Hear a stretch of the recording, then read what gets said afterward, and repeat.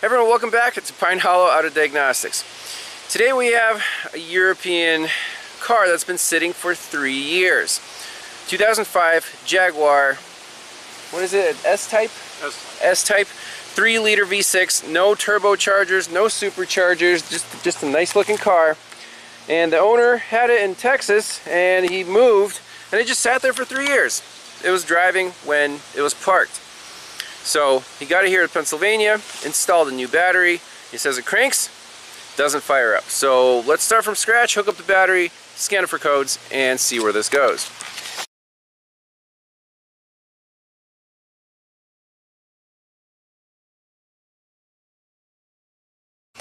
So the battery is in the trunk. The owner's had it disconnected. So let's, well, first let me clean up this hole for the ground. It's just the body ground.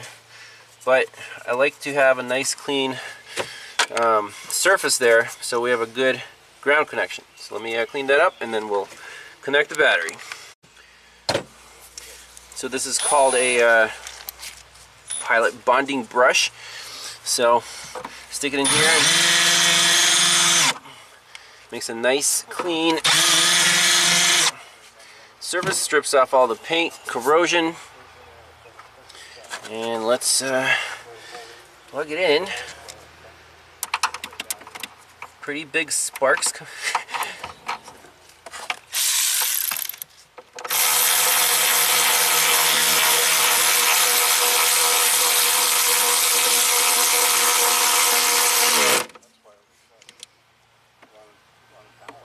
Okay. So under the hood, we want to check our basic fluids. The owner said that oil was changed right before storage, and it does look like it's on the max, and so that's fine. Coolant is right here, so a little low on coolant. Yeah, it's way below.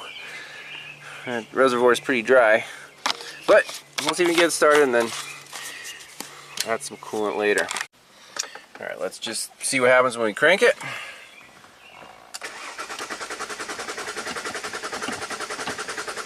Okay, crank no start for sure. 165,000 miles. Let's log into Jaguar and do a full code scan. So we got a full red tree of modules. See, 1, 2, 3, 4, 5, 6, 7, 8, 9, 10, 11, 12. So 14 computers on a 2005. Yeah, that's fairly normal. Let's put in the mileage. 108. And save that.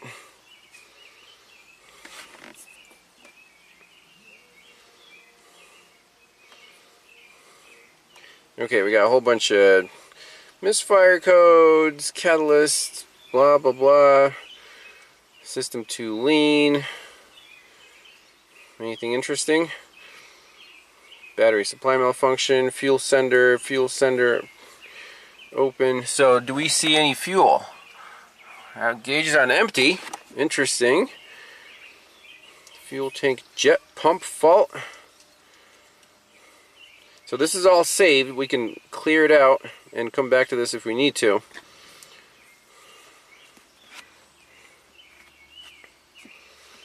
So clear DTCs. Let's give it a fresh start.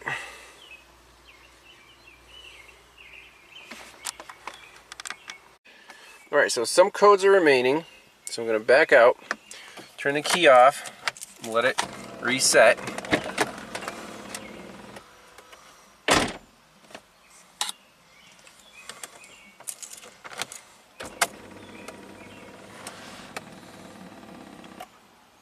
Okay, let's crank it over. Okay, still crank no start. And we'll do one more scan and see what comes back. Okay, so here are the codes remaining. ECM says flight recorder data is stored, system check not complete, fuel sender circuit open, climate control we don't care, and rear electronic module says fuel sender circuit failure. Okay, so The gas gauge is stuck on empty. During the scan it came up to 1/4 and then went back down. So let's jump right into the engine computer and see if there's a bidirectional control for the fuel pump. Actuation test. Oh, here we go. Modulated fuel pump control duty cycle. Let's try that. Hit start. We bump up the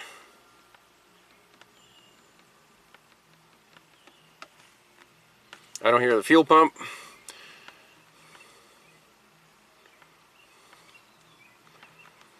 Alright, we're going after the fuel pump, looks like.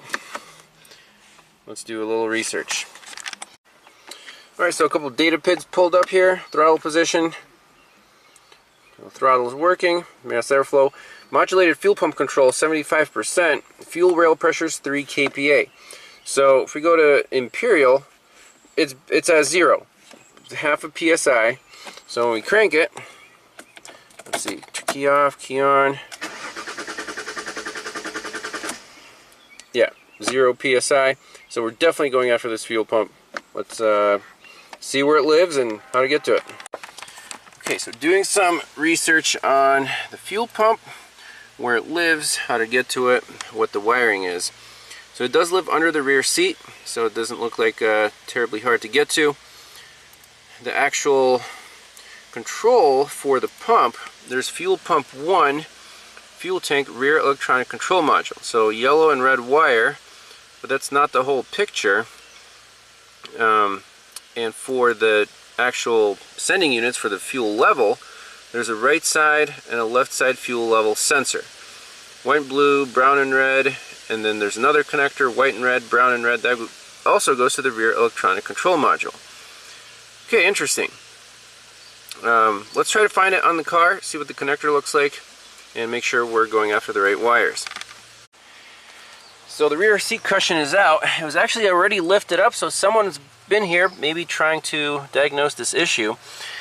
And well, there's one bulk connector here, there's 6 wires, and there's nothing over here. That must be some kind of transfer unit.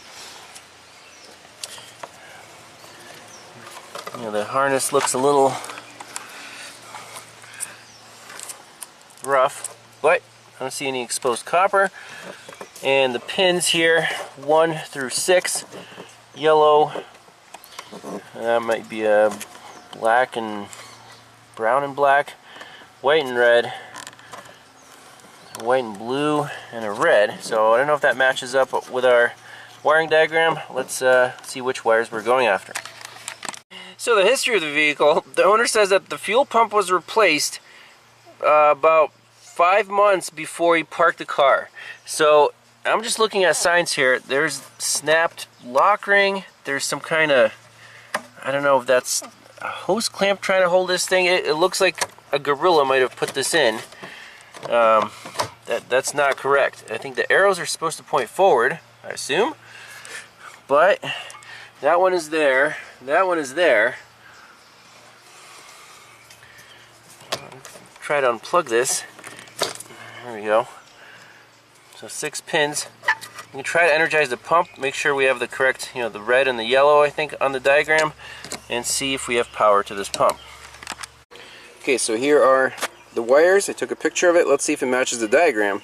So the yellow and the red seem to be the fuel pump, power, and ground. And then the other 4 wires, this white and red, white and blue, and those 2 are like the sending unit return. So I think we have everything. The 4 middle ones are the sending unit, fuel level gauge, and the 2 side ones are the power. So let's put a bright test light across these 2. Try to crank the car, see if the test light comes on. Alright, so fuel pump, the big test light's connected to the yellow and the red. Now I noticed the pin tension wasn't great on the yellow wire. The red one, it's a little better. So we'll just hold those in, crank it, see if those lights come on. Alright, here we go. Look at the lights. Yeah, good power, good prime. Crank it. That's it, we're going into the fuel tank. Alright, so I'm measuring the continuity of the fuel pump, just these two pins, 0.8 ohms. So there's continuity. So let's plug it in and just put an amp clamp around the yellow or the red wire and see if it's drawing current while cranking.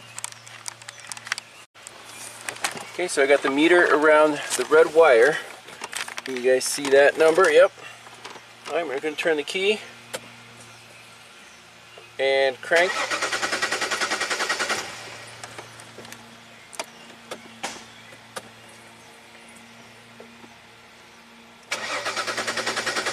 .6 amps.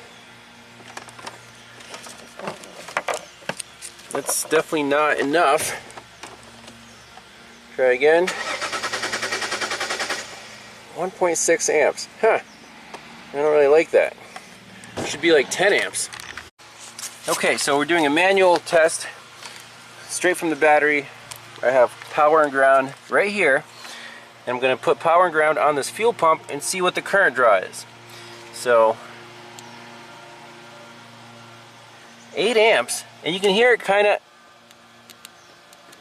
try to turn, but it's definitely mechanically stuck. Let's go the other way. That's crazy. Let's take it out and see what we find in the tank. Alright, so let's take this mess out. There's like this metal ring. I don't know what that's all about. I don't think that's factory. Somebody dented the body. Trying to hammer this sucker out. I mean, I don't think the European shop did this. I mean, it's not really that hard if you have instructions, and this is insane. Everything's loose, broken. There's the remains of the lock ring. I guess if you use an air chisel on it, it won't survive. And here's the pump.